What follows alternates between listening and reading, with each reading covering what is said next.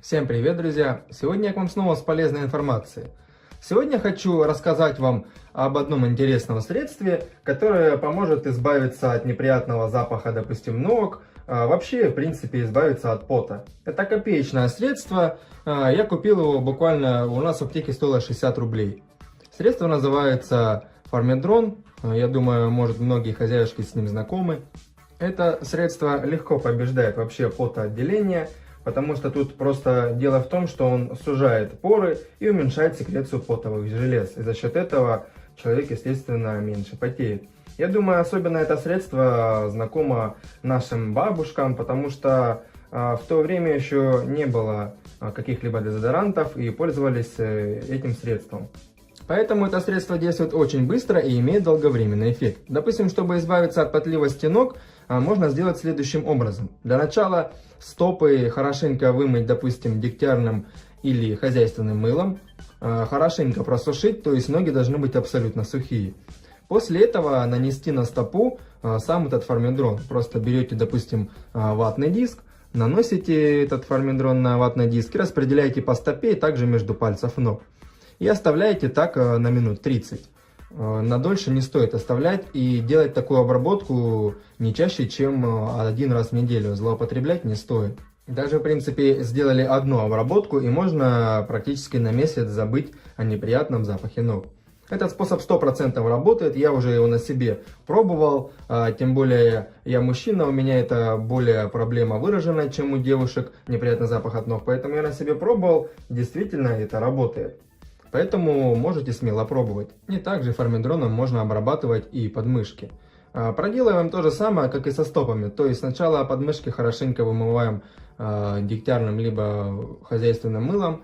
Если вам, допустим, не нравится запах дегтя или хозяйственного мыла, можно взять другое средство, другое мыло, но только такое, которое чтобы не оставляло на коже никакой пленочки. Хорошенько все промываем, также просушиваем.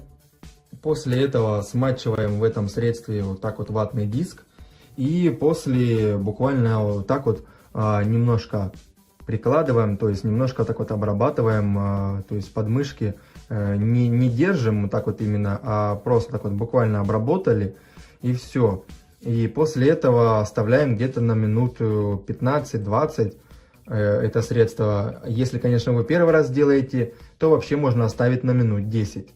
После этого промываем хорошенько подмышки, просушиваем их и можно нанести детскую присыпку. На этом обработка будет закончена. Такой процедуры хватит, чтобы повышенного потоотделения не было, хватит минимум на пару недель. Я также на себе это пробовал, хорошо помогает, гораздо меньше потоотделения. После этого никакими дезодорантами не пользуюсь и в принципе пару недель хожу вообще без проблем. После того, как опять проблема возвращается, делаю по той же схеме, обрабатываю и дальше также и пользуюсь.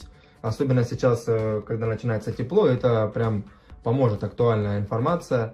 Так что тоже можете брать на заметку. И также, если у вас очень сильно потеют руки, ладони, то можно сделать практически по той же схеме. Хорошенько вымыть руки и обработать их фармедроном. После этого оставить где-то на минут 15-20 на руках его. И после этого смыть с рук и дать естественным образом рукам высохнуть. И проблема тоже уйдет. Также есть небольшое замечание о том, что если у вас, допустим, на ладонях, на руках есть порезы, то это средство лучше не использовать, так как оно, естественно, на спиртовой идет основе и будет раздражение, будет щипать. Также, если вы будете обрабатывать и подмышки, то тоже такой же момент, то есть имейте в виду, что может быть раздражение, поэтому обрабатывать только чистую кожу, без всяких порезов, ссадин и так далее. И еще один момент, где можно применить гидроперит, это можно обрабатывать обувь, то есть чтобы избавиться от неприятного запаха. Это на тот случай, если, конечно, уже никакие средства вам не помогают, то можно воспользоваться гидроперитом. Я переливаю его вот в такую вот бутылочку с пульверизатором и после этого просто берем и обрабатываем полностью внутри и снаружи всю обувь. Хорошенько опрыскиваем. После этого даем полностью обуви высохнуть и уйдет потом после этого все неприятные запахи. Если, конечно, у вас прям запущенный вариант, что прям очень неприятный запах, ну, бывает всякое, естественно, то после обработки можно завернуть в какой-нибудь такой пакетик и оставить примерно на сутки эту обувь. После этого 100% уйдет неприятный запах. Поэтому, если не знали о таком применении, то можете взять на заметку и попробовать. Сегодня хочу поделиться с вами двумя простыми способами, с помощью которых можно себя летом защитить от влажных, допустим, подмышек, ну вообще и в общем от повышенной потливости. Также надеюсь, что сегодняшняя информация окажется для вас полезной. Средствами от пота я, естественно, пользуюсь круглый год, то есть летом и зимой, но летом приходится это делать более чаще. Конечно, пользуюсь и покупными средствами, но в основном стараюсь пользоваться менее химическими какими-то средствами, то есть более народными средствами. Из натуральных средств, это первый способ, из натуральных средств я обычно пользуюсь обычным лимоном. Просто беру, так вот отрезаю одну дольку, вот так вот, и все, и вот этой долькой можно сразу протирать, например, подмышки.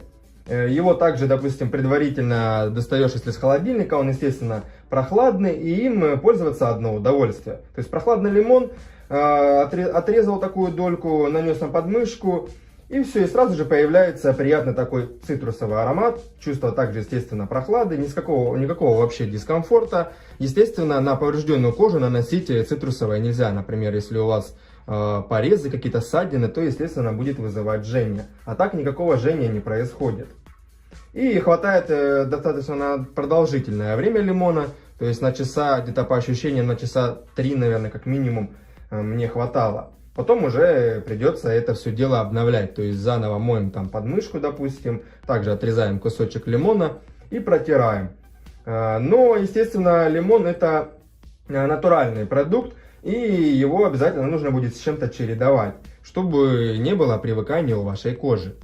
И второй способ. Недавно для себя я открыл вот такую вот, я думаю, многие знакомые, паста Теймурова. Многие, я думаю, опять же, они слышали. Купил ее в аптеке, совершенно бюджетная паста. То есть я купил ее в аптеке, у нас она стоила, по-моему, в районе там 65 где-то рублей.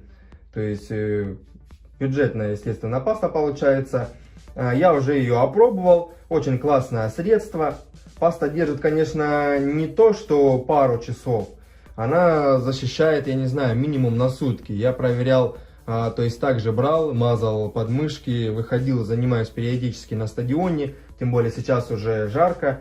И она действительно спасает. То есть подмышки действительно остаются практически сухие. Даже если они немножко и потеют, то запаха, естественно, никакого нет. В составе этой пасты есть салициловая кислота, то есть тальк, борная кислота, оксид цинка. То есть состав вполне себе хороший, она очень густая. Наносить ее можно также, допустим, и на руки. Также можно наносить и подмышки, то есть любые места, которые у вас с повышенным потоотделением. Она вот так вот прям прекрасно распределяется легко. Вот таким вот образом. Держит защиту, как я сказал, не менее 24 часов.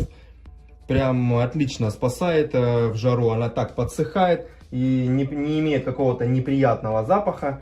То есть отлично защищает все места с повышенным потоотделением. Поэтому вот такой вот второй способ, вот такой вот бюджетный вариант, совершенно действительно бюджетный, 60 рублей, то есть в сравнении с покупными дезодорантами, которые стоят сейчас более-менее нормальные, как минимум рублей 250-300, это очень бюджетный вариант, тем более мы там не знаем, какую химию туда суют, естественно, и как она воздействует на нашу кожу. А это проверенная годами паста, и тем более действительно бюджетная.